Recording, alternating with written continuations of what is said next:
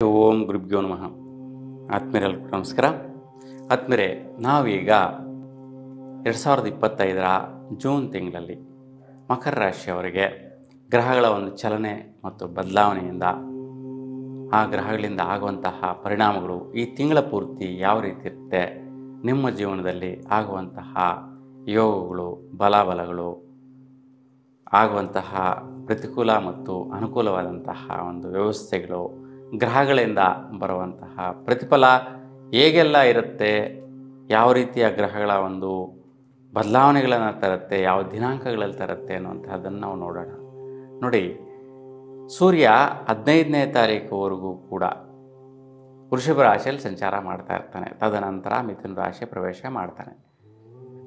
ಕುಜಗ್ರಹ ಬಂದು ಕಟಕ ರಾಶಿಯಲ್ಲಿ 6ನೇ ತಾರೀಕುವರೆಗೂ ಸಂಚಾರ ಮಾಡ್ತಾ ಇದ್ದು ತದನಂತರ ಸಿಂಹ ರಾಶಿ ಪ್ರವೇಶ ಮಾಡ್ತಾನೆ. ಬುಧಗ್ರಹ 6ನೇ ತಾರೀಕುವರೆಗೂ ಕೂಡ ವೃಷಭ ರಾಶಿಯಲ್ಲಿ ಸಂಚಾರ ಮಾಡ್ತಾ ಇದ್ದು ತದನಂತರ ಮಿಥುನ ರಾಶಿ ಪ್ರವೇಶ ಮಾಡ್ತಾನೆ. ಮಿಥುನ ರಾಶಿಯಲ್ಲಿ ಜೂನ್ 22ನೇ ತಾರೀಕುವರೆಗೂ ಇದ್ದು ತದನಂತರ ಕಟಕ ರಾಶಿ ಕೂಡ ಪ್ರವೇಶ ಮಾಡ್ತಾನೆ. ನೋಡಿ, ಒಂದೇ ತಿಂಗಳಲ್ಲಿ ಬುಧಗ್ರಹ 3 ರಾಶಿಗಳಲ್ಲಿ ಸಂಚಾರ ಮಾಡ್ತಾ ಇರ್ತಕ್ಕಂತಹದ್ದು. ಹಾಗಾಗಿ 3 ನಕ್ಷತ್ರ, 3 ಬಲಾಬಲಗಳು, ಈ ಗ್ರಹದ ಒಂದು ಪ್ರತಿಫಲ ಒಂದೊಂದು ರಾಶಿಯಿಂದ ಕೂಡ ಸಿಗತ್ತೆ. ಯಾಕೆಂತಂದರೆ ಆ ನಕ್ಷತ್ರದ ಕೆಳಗಡೆ ಈ ಒಂದು ಗ್ರಹ ಸಂಚಾರ ಮಾಡುವಾಗ ನಕ್ಷತ್ರ ಬಲಗಳು, ಗ್ರಹ ಬಲ ನಿಮ್ಮ ರಾಶಿ ಮೇಲೆ ಬೀರುವಂತಹದ್ದಿರುತ್ತೆ. ಇನ್ನು ಗುರುಗ್ರಹ ಸ್ಥಿರವಾಗಿ ಮಿಥುನ ರಾಶಿಯಲ್ಲೇ ಸಂಚಾರ ಮಾಡ್ತಾ ಇರ್ತಕ್ಕಂತಹದ್ದು. ಇನ್ನು ಶುಕ್ರ ಬಂದು ಮೇಷರಾಶಿಯಲ್ಲಿ ಜೂನ್ 29ರವರೆಗಿದ್ದು ತದನಂತರ ವೃಷಭ ರಾಶಿ ಪ್ರವೇಶ ಮಾಡ್ತಾನೆ.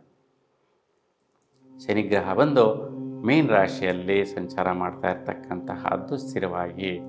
ರಾಹುಗ್ರಹ ಬಂದು ಕುಂಭರಾಶಿಯಲ್ಲಿ ಪೂರ್ವಭದ ನಕ್ಷತ್ರ 3ನೇ ಪಾದದಲ್ಲಿ ವಕ್ರ ಸ್ಥಿತಿಯಲ್ಲಿ ಸಂಚಾರ ಮಾಡ್ತಾ ಇರ್ತಾನೆ. ಕೇತುಗ್ರಹ ಸಿಂಹರಾಶಿಯಲ್ಲಿ ಉತ್ತರಾಭದ ನಕ್ಷತ್ರ 1ನೇ ಪಾದದಲ್ಲಿ ವಕ್ರ ಸ್ಥಿತಿಯಲ್ಲಿ ಸಂಚಾರ ಮಾಡ್ತಾ ಇರ್ತಾನೆ.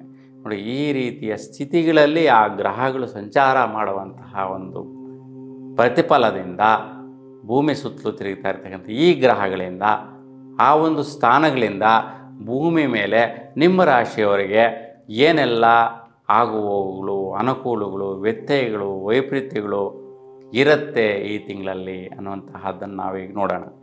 ನೋಡಿ, ನಿಮ್ಮ ರಾಶಿಯವರಿಗೆ ಮುಖ್ಯವಾಗಿ ವಿಶೇಷವಾಗಿ ಸೂರ್ಯನ ಪ್ರತಿಫಲ ತುಂಬ ಚೆನ್ನಾಗಿದೆ ಈ ಒಂದು ತಿಂಗಳಲ್ಲಿ. ಯಾವ ರೀತಿಯಪ್ಪ ಅಂತಂದರೆ, ಯಾರಿಗೆಲ್ಲ ತಂದೆ ತಾಯಿಯಂದರಿಗೆ ಈ ರಾಶಿಯವರಿಗೆ, ಮಕರ ರಾಶಿಯವರಿಗೆ ಮಕ್ಕಳಿಂದ ವಿಶೇಷವಾದಂತಹ ಭಾಗ್ಯದ ಪೂರ್ವ ಪುಣ್ಯ ಪ್ರಾಪ್ತಿಗಳು ಸಿಗತ್ತೆ. ನೋಡಿ, ಮಕ್ಕಳಿಗೇನೋ ಲಕ್ಕಾಗಿ ಆಪರ್ಚುನಿಟಿಗಳು ಬರುತ್ತೆ, ಅವೆಲ್ಲವೂ ಕೂಡ ಹಿಂದಿನ ಜನ್ಮದ ಪುಣ್ಯ ಕಾರ್ಯದಿಂದ ಆಗಿರುತ್ತೆ.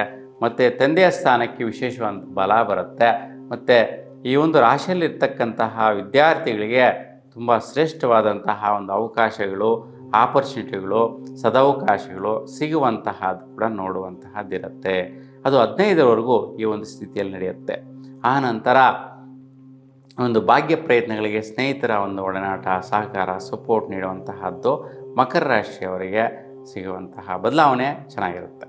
ಇನ್ನು ವಿಶೇಷವಾಗಿ 6ನೇ ತಾರೀಕುವರೆಗೂ ಕೂಡ ಕಟಕ ರಾಶಿಯಲ್ಲಿರ್ತಕ್ಕಂತಹ ಒಂದು ಕುಜಿನ ಒಂದು ಪ್ರತಿಫಲ ಯಾವ ರೀತಿ ಇರುತ್ತೆ ಅಂತಂದರೆ, ನೋಡಿ, ಸ್ವಲ್ಪ ಕಸಿವಿಸಿ ಇತ್ತು, ದಂಪತಿಗಳಿಗೆ ವೈಪರೀತ್ಯಗಳಿತ್ತು, ವ್ಯತ್ಯಯಗಳಿತ್ತು.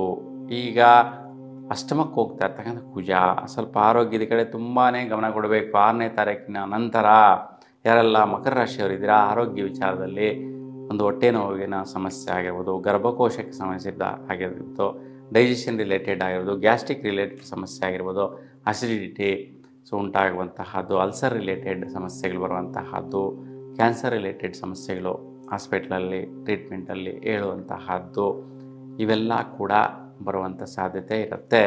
ಯಾರ ಜಾತಕದಲ್ಲಿ ಈ ರೀತಿ ಗ್ರಹಗಳ ಸಂಚಾರ ಇರ್ತದೋ ಅಂತಹವ್ರಿಗೆ ಈ ಸಮಯದಲ್ಲಿ ಸಹಜವಾಗಿ ಎಫೆಕ್ಟ್ ಬರುವಂತಹದ್ದಿರುತ್ತೆ. ಹಾಗಾಗಿ ನೀವು ನಿಮ್ಮ ಜಾತಕದಲ್ಲಿ ನೀವು ಈ ಒಂದು ಸ್ಥಿತಿಯನ್ನು ನೋಡ್ಕೋಬೇಕು. ಕುಜಿನ ಮೇಲೆ ರಾಹು ಕೇತು ಪ್ರಭಾವ.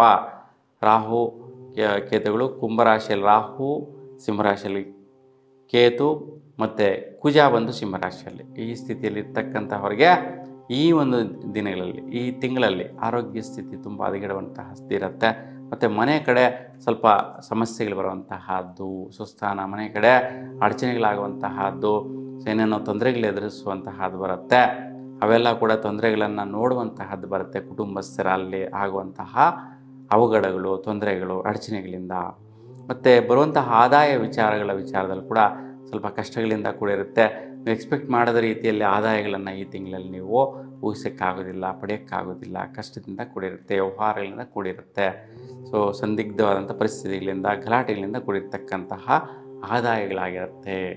ಹಾಗಾಗಿ ಸ್ಟ್ರಗಲಿಂಗ್ ಮಾಡಿ ತಗೊಳ್ಳುವಂತಹದ್ದಿರುತ್ತೆ. ಅದಕ್ಕೆ ಅವೆಲ್ಲ ಕೂಡ ಸ್ಟ್ರಗಲ್ ಆಗಬಾರ್ದು, ಇವೆಲ್ಲ ಕಷ್ಟಗಳು ಬರಬಾರ್ದು, ಮನೆ ಕಡೆಯಿಂದ ತೊಂದರೆಗಳು ಬರಬಾರ್ದು, ಆರೋಗ್ಯದಲ್ಲಿ ಸಮಸ್ಯೆಗಳು ಬರಬಾರ್ದು ಅನ್ನೋದಾದರೆ ಬಹುಮುಖ್ಯವಾಗಿ ನೀವು ಸುಬ್ರಹ್ಮಣ್ಯ ಸ್ವಾಮಿ ದೇವಾಲಯದ ಬಳಿ ದೇವರ ಒಂದು ಸನ್ನಿಧಿಯನ್ನು 9 ಬಾರಿ ಪ್ರದಕ್ಷಿಣೆ ಮಾಡಿ ಸಂಕಲ್ಪ ಮಾಡಿಕೊಳ್ಳಿ ಸುಬ್ರಹ್ಮಣ್ಯ ಸ್ವಾಮಿ ಹತ್ರ.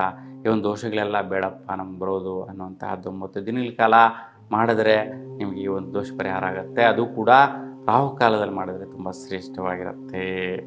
ಹಾಗಾಗಿ ಈ ಒಂದು ಪರಿಹಾರ ಮಾಡಿಕೊಳ್ಳಿ, ಶುಭ ಫಲ ಸಿಗತ್ತೆ. ಇನ್ನು ವಿಶೇಷವಾಗಿ ಬುಧನು 6ನೇ ತಾರೀಕುವರೆಗೂ ವೃಷಭ ರಾಶಿಯಲ್ಲಿರ್ತಕ್ಕಂತಹದ್ದು. ಹಾಗಾಗಿ ಭೂಮಿ ಭಾಗ್ಯದ ಫಲಗಳು ಮತ್ತು ವಿಶೇಷವಾಗಿ ಸ್ನೇಹಿತರಿಂದ ಬರುವಂತಹ ಫಲಾಫಲಗಳು ಉತ್ತಮವಾಗಿರುತ್ತೆ. ವಿದ್ಯಾರ್ಥಿಗಳಿಗೆ ಸೌಖ್ಯ ಫಲ ಅಂತೇಳಿ ಹೇಳ್ಬೋದು. ಮತ್ತು ಮಿತ್ರರಿಂದ ಕೂಡ ಒಳ್ಳೆಯ ರೀತಿಯ ಒಂದು ವ್ಯವಹಾರಗಳನ್ನು ನಡೆಸುವಂತಹದ್ದು. ವ್ಯಾಪಾರ ಮತ್ತು ಬೆಳೆಗಳನ್ನು ಬೆಳೆಯುವಂತಹ ಒಂದು ವಿಚಾರವಾಗಿ ಮಕರ ರಾಶಿಯವರಿಗೆ ಒಂದು ಶುಭ ಫಲಗಳನ್ನು ಕೊಡುವಂತಹ ಸ್ಥಿತಿ ಈ ಸಮಯದಲ್ಲಿ ಎಟ್ಕತ್ತೆ, ಒಳ್ಳೆಯದಿರುತ್ತೆ. ಇನ್ನು ಜೂನ್ 22ರ ನಂತರ ದಂಪತಿಗಳಿಗೆ ಸ್ವಲ್ಪ ಭೂಮಿ ಪ್ರತಿಫಲಗಳ ಭಾಗ್ಯ, ವ್ಯವಹಾರ ಪ್ರತಿಫಲಗಳ ಭಾಗ್ಯ ನಿಮಗೆ ಲಭಿಸುವಂತಹದ್ದು ಉತ್ತಮವಾಗಿರುತ್ತೆ. ಮತ್ತು ಯಾರೆಲ್ಲ ಒಂದು ಬಿಸ್ನೆಸ್ ಮಾಡ್ತಾ ಇರ್ತಾರೆ ಮತ್ತು ಬ್ಯಾಂಕಿಂಗ್ ಸೆಕ್ಟರಲ್ಲಿರ್ತಾರೆ ಅಂತಹವ್ರಿಗೂ ಕೂಡ ಶುಭವಾದ ಸೂಚನೆ ಆಗಿರುತ್ತೆ ಜೂನ್ 22ರ ನಂತರ. ಇನ್ನು ವಿಶೇಷವಾಗಿ ಒಂದು ಮಿತ್ರರ ಸ್ಥಾನದಿಂದ ಒಂದು ಖರ್ಚುಗಳ ವಿಚಾರವಾಗಿ ಮತ್ತು ಪ್ರಯತ್ನ ಕಾರ್ಯ ವಿಚಾರದಲ್ಲಿ ಒಂದು ದೊಡ್ಡದಾದಂಥ ಸಹಕಾರ, ಸಪೋರ್ಟ್ ಸಿಗುತ್ತೆ. ಒಂದು ಬದಲಾವಣೆ ಕೂಡ ನೋಡುವಂತಹದಿರುತ್ತೆ ಸ್ನೇಹಿತರಿಂದ. ಆ ವಿಚಾರದಲ್ಲೂ ಕೂಡ ವೈಪರೀತ್ಯಗಳಿರೋದಿಲ್ಲ. ಇನ್ನು ವಿಶೇಷವಾಗಿ ನಿಮ್ಮ ಸ್ವಸ್ಥಾನ ಮನೆ ಕಡೆ ವಿದ್ಯಾರ್ಥಿಗಳಿಗೆ ಮತ್ತು ವೃತ್ತಿ ವಿಚಾರವಾಗಿ ಒಂದು ಶ್ರೇಷ್ಠತೆಯನ್ನು ಮರೆಯುವಂತಹದ್ದು. ವೃತ್ತಿಯಿಂದ ನಿಮ್ಮ ಮನೆ ಕಡೆ ಏನೋ ಒಂದು ಸಪೋರ್ಟ್ ಸಹಕಾರ ಸಿಗುವಂತಹದ್ದು. ವೃತ್ತಿಯಲ್ಲಿ ಶ್ರೇಷ್ಠವಾದಂತಹ ಸ್ಥಾನ, ಅವಕಾಶಗಳು, ನೀವು ಮಾಡುವಂಥ ಕೆಲಸ ಕಾರ್ಯದಲ್ಲಿ ಪ್ರಶಂಸೆ ಸಿಗುವಂತಹದ್ದು ಚೆನ್ನಾಗಿರುತ್ತೆ. ವಿದ್ಯಾರ್ಥಿಗಳು ಕೂಡ ಒಂದು ಶುಭ ಫಲ ಸಿಗುವಂತಹದ್ದು. ಮತ್ತು ಈ ಒಂದು ಮಕರ ರಾಶಿಯ ತಂದೆ ತಾಯಿಯಂದರಿಗೆ ಒಂದು ಒಳ್ಳೆಯ ರೀತಿಯ ಮಕ್ಕಳಿಂದ ಸೌಖ್ಯವನ್ನು ನೋಡುವಂತಹ ಒಂದು ಮಹತ್ ಭಾಗ್ಯ ಈ ಒಂದು ತಿಂಗಳಲ್ಲಿ ನೋಡುವಂತಹ ಯೋಗ ಶುಕ್ರನಿಂದ ಲಭಿಸುತ್ತೆ. ಇನ್ನು ನಿಮ್ಮ ಒಂದು ವೈಯಕ್ತಿಕವಾದಂತಹ ವಿಚಾರವಾಗಿ, ಪ್ರಯತ್ನಕಾರಿ ವಿಚಾರವಾಗಿ, ಹಣಕಾಸಿನ ವಿಚಾರವಾಗಿ ಸ್ವಲ್ಪ ಶ್ರಮ ಪಡುವಂತಹದ್ದಿರುತ್ತೆ. ದೀರ್ಘಕಾಲಿಕವಾಗಿ ಪ್ರಯತ್ನಿಸುವಂತಹದ್ದಿರುತ್ತೆ. ಶೀಘ್ರವಾಗಿ ನಡೆಯುವ ರೀತಿಯಲ್ಲಿ ಇರೋದಿಲ್ಲ. ಇನ್ನು ವಿಶೇಷವಾಗಿ ಹಣಕಾಸಿನ ವ್ಯವಹಾರ ವಿಚಾರದಲ್ಲಿ ಸ್ವಲ್ಪ ನಿಧಾನ ಆಗುತ್ತೆ, ಲೇಟ್ ಆಗುತ್ತೆ. ಕೊಡೋರು ಕೊಡಲ್ಲ ಅಂತ ಹೇಳುವಂತಹದ್ದು, ನಿಮಗೆ ನೀನು ತಗೋಬೇಕು ಅನ್ನುವಂಥ ಸಮಯಕ್ಕೇ ಅದು ಬರೆದಿರೋ ಇರುವಂತಹದ್ದು ಆಗ್ತಾ ಇರುತ್ತೆ.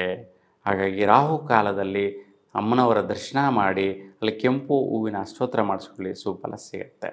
ಇನ್ನು ಆರೋಗ್ಯ ವಿಚಾರದಲ್ಲಿ ಸ್ವಲ್ಪ ಕಾಲು ನೋವು, ಬ್ಯಾಕ್ ಪೈನು ಮತ್ತು ಕಾಲು ಜಾರು ಬಿದ್ದು ತಗುಲಿಸ್ಕೊಳ್ಳುವಂಥದ್ದು, ಸಣ್ಣಪುಟ್ಟ ಆಕ್ಸಿಡೆಂಟ್ಸ್ ಆಗುವಂತಹದ್ದು, ಮತ್ತು ಹೊಟ್ಟೆ ನೋವಿಗೆ ಸಂಬಂಧಿಸಿದಂತೆ ಬರುವಂತಹದ್ದು, ಮತ್ತು ಪೆಟ್ಟಾದರೆ ನರ ಮತ್ತು ಮೂಳೆಗಳಿಗೆ ಪೆಟ್ಟಾಗುವಂಥ ಸಾಧ್ಯತೆಗಳು ಜಾಸ್ತಿ ಇರುತ್ತೆ. ಬ್ಲಡ್ ರಿಲೇಟೆಡ್ ಸಮಸ್ಯೆಗಳು ಬರುವಂತಹದ್ದು ಕೂಡ ಸಾಧಾರಣವಾಗಿರುತ್ತೆ.